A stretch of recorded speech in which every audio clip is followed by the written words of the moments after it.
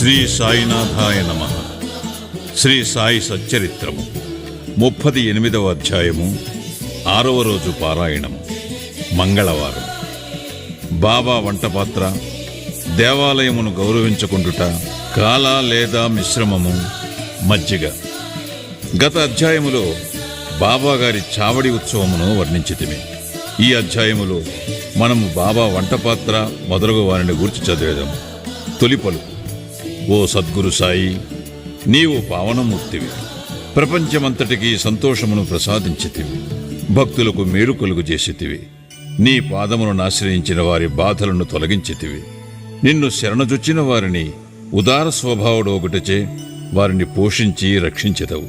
నీ భక్తుల కోరికలు నెరవేర్చుటకు, వారికి మేలు చేయుట కొరకు నీవు అవతరించెదవు.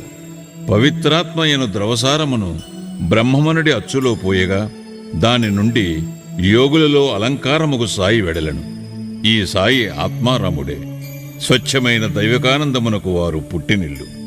జీవితేచ్ఛలనియు పొందినవారై వారు భక్తులను నిష్కాములను చేసి విముక్తుల చేసిరే. బాబా వంటపాత్ర. యుగయుగములకు శాస్త్రములు వేర్వేరు సాధనములను ఏర్పాటు చేసి ఉన్నవి. కృతయుగములో తపస్సు, త్రేతాయుగములో జ్ఞానము, ద్వాపరయుగములో యజ్ఞము, కలియుగములో దానము చేయవలనని శాస్త్రములు ఘోషించుచున్నవి. దానములన్నిటిలో అన్నదానమే శ్రేష్టమైనది. మధ్యాహ్నము 12 గంటలకు భోజనము దొరకనిచో మనము చాలా బాధపడదేము. అట్టి పరిస్థితులలో ఇతర జీవులు కూడా అట్లే బాధపడును. ఈ విషయము తెలిసి ఎవరైతే బీదలకు, ఆకలితో నున్నవారికి భోజనము పెట్టెదరో వారే గొప్ప దాతలు. తైత్రేయోపనిషత్తు ఇట్లు చెప్పుచున్నది: ఆహారమే పరబ్రహ్మ స్వరూపము. ఆహారము నుండియే సమస్త జీవులు ఉద్భవించినవి. చచ్చిన పిమ్మటనవి తిరిగి ఆహారములో ప్రవేశించును. మిట్ట మధ్యాహ్నము మన ఇంటికి ఎవరైనా అతిథి వచ్చినచో వారిని ఆహ్వానించి భోజనము పెట్టుట మన విధి. ఇతర దానములు అనగా ధనము, బట్టలు మొదలగునవి ఇచ్చినప్పుడు కొంత విచక్షణ కావలను. కానీ ఆహార విషయములో అట్టి ఆలోచన అనవసరము. మన ఇంటికి మిట్ట మధ్యాహ్నం ఎవరు వచ్చినను వారికి మొట్టమొదట భోజనము పెట్టవలను. కుంటి, గ్రుడ్డి, రోగిష్ఠులు వచ్చినచో వారికి మొట్టమొదటి భోజనము పెట్టిన పిమ్మట ఆరోగ్యవంతులకు, అటు పిమ్మట మన బంధువులకు పెట్టవలను. మన బంధువులు మొదలగు వారికి పెట్టుట కంటే నిస్సహాయులైన అంగవికలురు తదితరులకు పెట్టుట ఎంతో శ్రేయస్కరము. అన్నదానము లేకున్నచో ఇతర దానములు ప్రకాశించవు. ఎట్లన? చంద్రుడు లేని నక్షత్రముల వలె, పతకము లేని కంఠహారము వలె, పెంచము లేని కిరీటము వలె, కమలము లేని చెరువు వలె, భక్తి లేని భజన వలె, కుంకుమ బొట్టు లేని పుణ్యస్త్రీ వలె, బొంగురు కంఠము గలవారి పాట వలె, ఉప్పు లేని మజ్జిగ వలె రుచింపవు. అన్ని వ్యంజనముల కంటే పప్పుచారు ఎట్లు ఎక్కువో అట్లే అన్ని పుణ్యములలో అన్నదానం ఎక్కువ. బాబా ఆహారము ఎట్లు తయారు చేసి పంచిపెట్టుచుండునో చూచెదము. బాబా కొరకు చాలా తక్కువ భోజనము కావలసి ఉండెను. అదియు కొన్ని ఇండ్ల నుండి భిక్షాటనము చేసి తెచ్చుకొనిటి వారిని ఇదివరకే తెలుసుకొంటిమి. ఏనాడైనా అందరికీ భోజనము పెట్టవలనని బాబా నిశ్చయించుకున్నచో మొదటి నుండి చివరి వరకు కావలసిన ఏర్పాట్లన్నీ వారే స్వయముగా చేసుకునేటివారు. ఈ విషయమై వారు ఇతరులపై ఆధారపడలేదు. ఎవరికి బాధ కలుగు చేయలేదు. మొట్టమొదట బజారుకు వెళ్లి ధాన్యము, పిండి, మసాలా దినుసులు మొదలగునవి అన్నీయూ నగదునిచ్చుకొనిటివారు. వారే విసురుచుండెడివారు. మసీదు ముందున్న ఖాళీ స్థలములో మధ్యన పొయ్యి పెట్టి దానిపై పెద్ద వంటపాత్రలో కొలత ప్రకారము నీళ్లు పోసి పెట్టిడివారు. వారి వద్ద వంటపాత్రలు 2 గలవు. ఒకటి పెద్దది, 100 మందికి సరిపోవునది. రెండవది చిన్నది, 50 మందికి మాత్రము సరిపోవునది. ఒక్కొక్కప్పుడు చక్కెర పొంగలి వండేవారు, మరొకప్పుడు మాంసపు పులావు వండేవారు.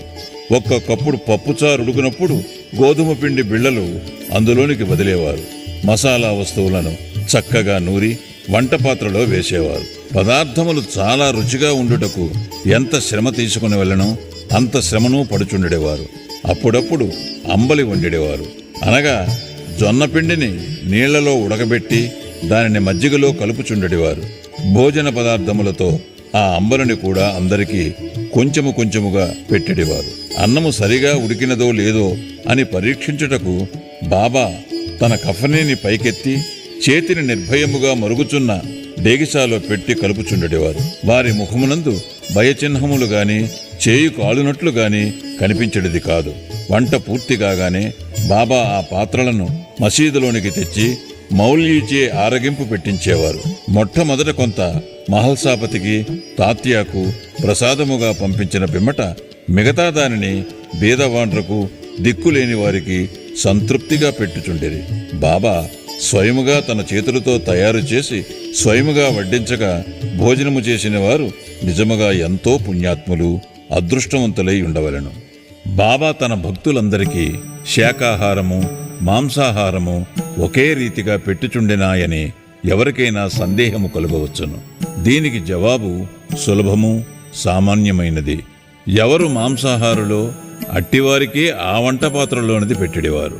మాంసాహారులు కానివారిని ఆ పాత్రను కూడా ముట్టనీయలేదు.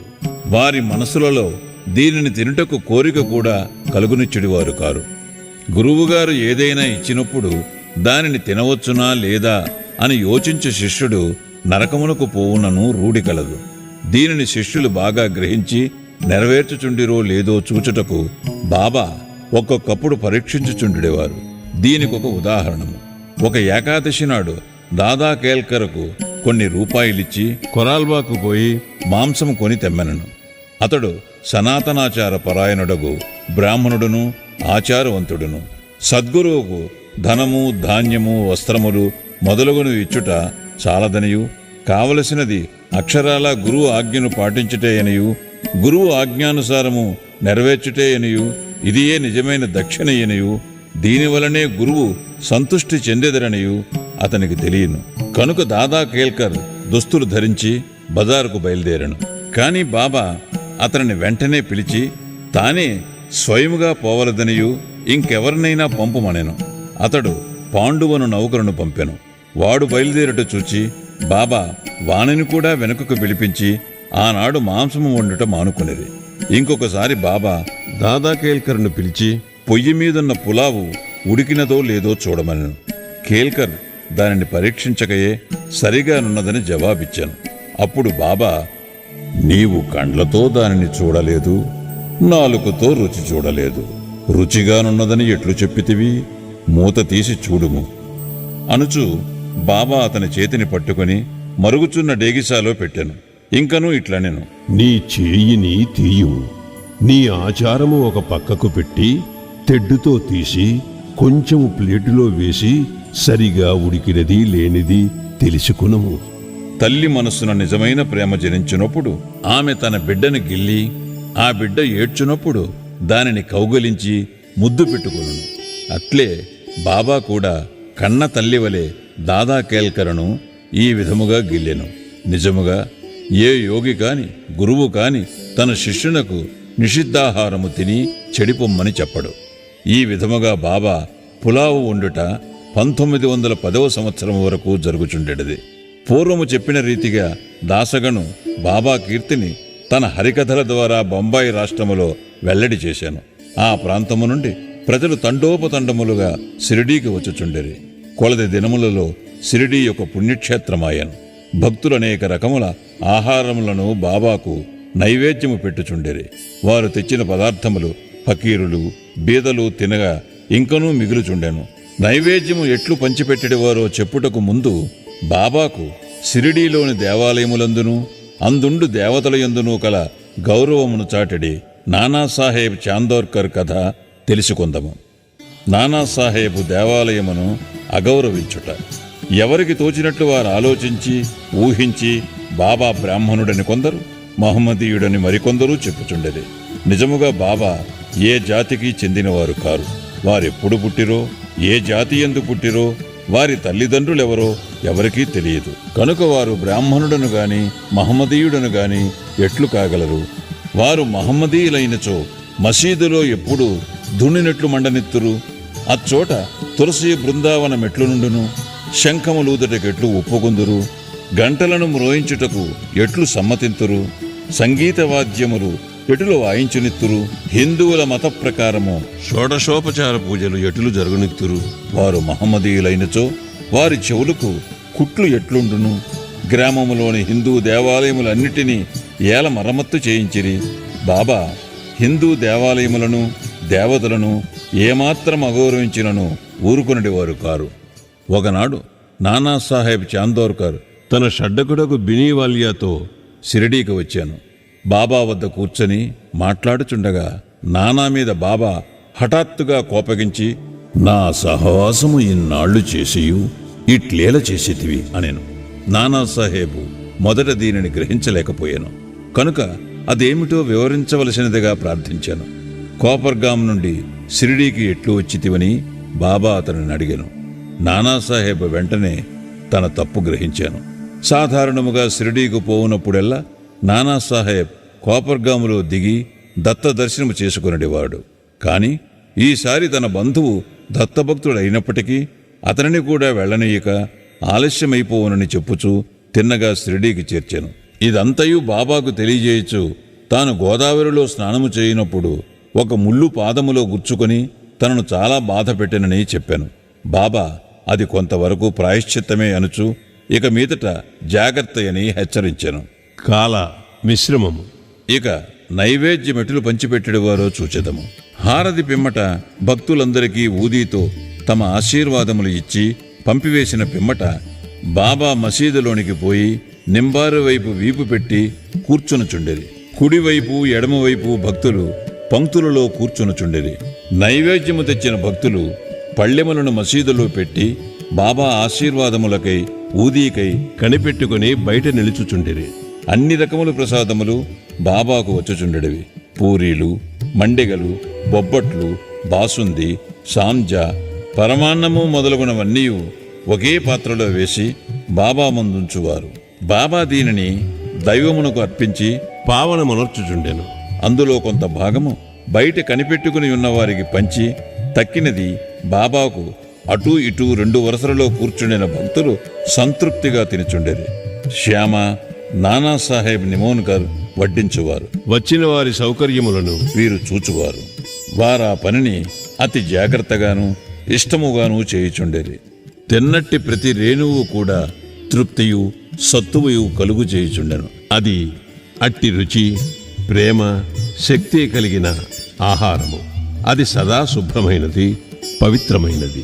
ఒక గిన్నెడు మజ్జిగ. ఒకనాడు హేమాడ్ పంత్ మసీదులో అందరితో కడుపు నిండా తినెను. అట్టి సమయమున బాబా అతనికి ఒక గిన్నెడు మజ్జిగ త్రాగుమని ఇచ్చాను. అది తెల్లగా చూచుటకు ఇంపుగా నుండెను. కాని అతని కడుపులో ఖాళీ లేనట్లుండెను. కొంచెము పీల్చగా అది మిక్కిలి రుచిగా నుండెను. అతని గుంజాటనము కనిపెట్టి బాబా అతనితో ఇట్లనెను, దానినంతయూ త్రాగుము. నీకు ఇక మీదట ఇట్టి అవకాశము దొరకదు. అతడు వెంటనే దానినంతయూ త్రాగెను. బాబా పలుకులు సత్యమయ్యాను. ఏలన త్వరలో బాబా సమాధి చెందిరి. పాఠకులారా, హేమాడ్ పంతుకు మనము నిజముగా నమస్కరించవలను. అతడు గిన్నెడు మజ్జిగను ప్రసాదముగా త్రాగెను. కానీ మనకు కావలసినంత అమృతమును బాబా లీలల రూపముగా నిచ్చెను. మనం ఈ అమృతమును గిన్నెలతో తాగి సంతుష్టి చెంది ఆనందించెదముగాక. శ్రీ సాయినాథాయ నమః.